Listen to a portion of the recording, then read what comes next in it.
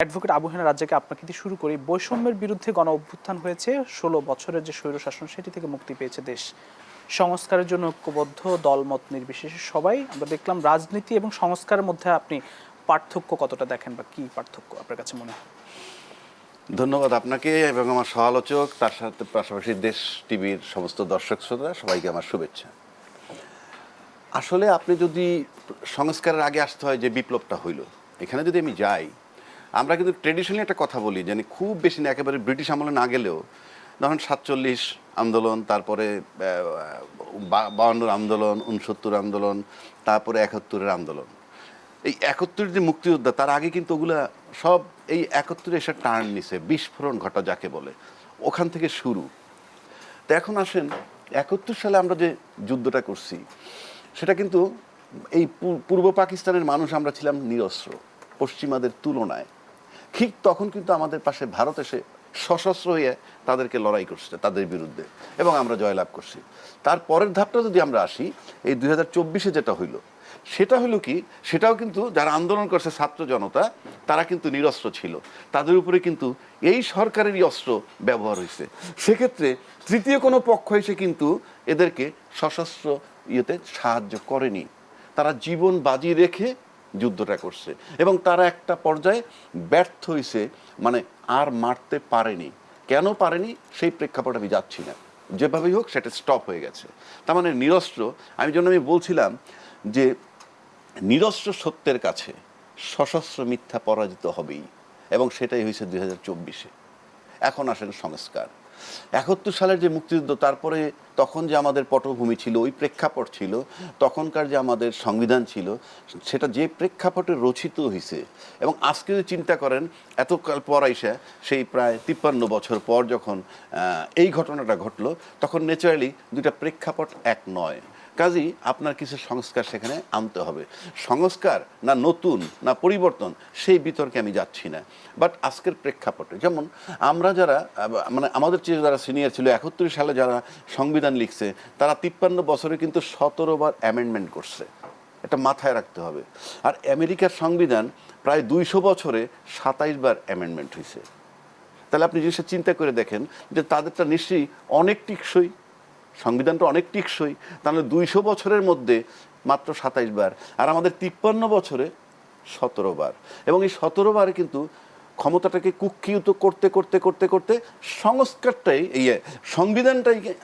বিধানটাই আপনাকে স্বৈরাচার বানায় রাখছে। সুতরাং এই জায়গাটা যদি বের হইতে হয়, দুটো জিনিস খুব জরুরি।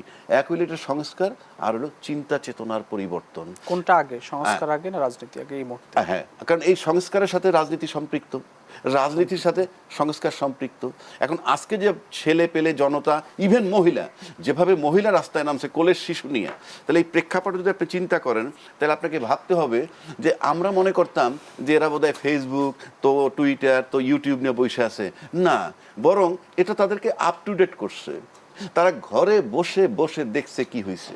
যারা মনে করেন আজকে আন্দোলন করছে, ছাত্র যদি ধরেন, এরা কিন্তু ঘরে বসে বসেই দেখতে পারছে, এবং এটার ভিতরে তাদের একটা প্রতিক্রিয়া তৈরি হয়েছে। সুতরাং এইটা ছিল, আপনি বলতে পারেন যে ডিজিটাল যুগের একটা বিস্ফোরণ। সুতরাং আজকে যখন আপনি সংস্কার করবেন, সংবিধান নতুন করে লিখবেন, তখন নতুন প্রজন্মকে আপনার মাথায় রাখতে হবে, তরুণ প্রজন্মকে মাথায় রাখতে হবে। সেটা চিন্তা করে আপনি সংস্কার করবেন না নতুন লিখবেন, সেটা পরের বিতর্ক।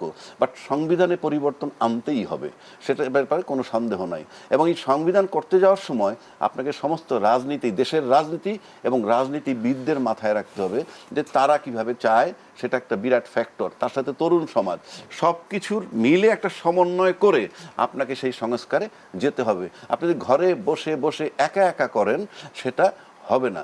তারপরে আপনার সংস্কার, যেটা আপনি বললেন, ইলেকশন কমিশন একটা কথা আসছে ইতিমধ্যে, আর সংবিধান যে সংস্কার করবে, একজনের নাম আসছে, প্রথম ছিল স্বাধীন মালিক, পরে চলে এসলো আলী রিয়াজ সাহেবের নাম। এবং আমি দেখলাম, ব্যক্তিগতভাবে কারোর সাথে আমার কোনো এনিমিটি নাই, কিন্তু আমরা যখন দেখব যে, আপনি দেখেন একটা লোক জীবনভর আমেরিকায় ছিল, তার একটা আমেরিকান পাসপোর্ট আছে।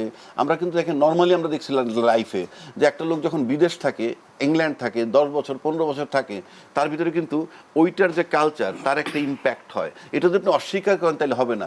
একটা ছেলে 10 বছর লন্ডন থাকার পর আইসা, আগে পড়তো প্যান্ট শার্ট সবসময়, এখন সে 3/4 প্যান্ট বা হাফ প্যান্ট পরে বাইরে যায়, এটা কালচার হয়ে গেছে তার। সুতরাং বাংলাদেশের সংবিধানটার সাথে চিন্তা করতে হবে বাংলাদেশের রাজনীতি, বাংলাদেশের তরুণ সমাজ, বাংলাদেশের অর্থনীতি, বাংলাদেশের সমাজনীতি সব কিছু মিলিয়ে এবং হাতে কলমে যে মানে যিনি লিখবেন তাকে নিয়ে যাতে কোনো ডাউট তৈরি না হয়। আজকে আমরা মনে করতেছি তার ভিতরে একটা আমেরিকান প্রভাব থাকতেও পারে, এবং সেক্ষেত্রে সংবিধানের সাথে একটা লয়ের সম্পর্ক। এখন যিনি ল পাস করেননি তিনি লিখতে পারবেন না তা কিন্তু নয়, কারণ আমাদের যেমন শাহাবুদ্দিন সাহেব ছিলেন বিচারপতি, উনি কিন্তু সিএসপি ছিলেন, চিফ জাস্টিস হয়েছেন, সেটা নিয়ে আমি কোশ্চেন করছি না। বাট নর্মাল কোর্সে আপনি যদি দেখেন যে আপনি একজন ডাক্তার মানে রুগী দেখাবেন, তাকে ডাক্তারের কাছেই নেওয়া উচিত। এই ডাক্তারের চেয়ে আপনি ভালো বুঝলেও ডাক্তারের কাছেই নিতে হবে।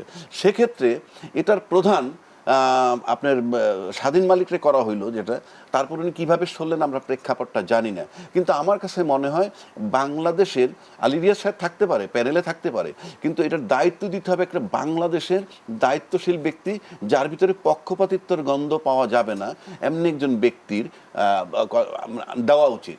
এক নম্বর। পাশাপাশি আপনি নির্বাচন কমিশন সংস্কার দেন, ইতিমধ্যে বিতর্কিত হয়েছেন বদিউল আলম মজুমদার, উনি কিন্তু এখন পর্যন্ত কাজ শুরু করেন নাই, কেউ 1 অক্টোবর থেকে কাজ শুরু করবেন।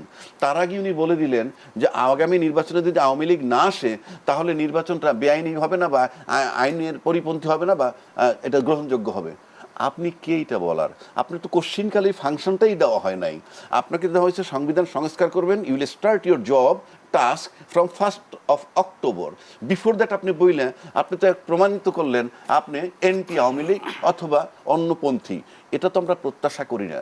অফকোর্স এখানে আপনি একটা বিরাট ভুল করছেন, এবং এই একটা ভুলের কারণে আমার কাছে মনে হয় এটা আমাদের প্রধান উপদেষ্টার চিন্তা করা উচিত। আপনি শুরুতেই গলত করে ফেলছেন।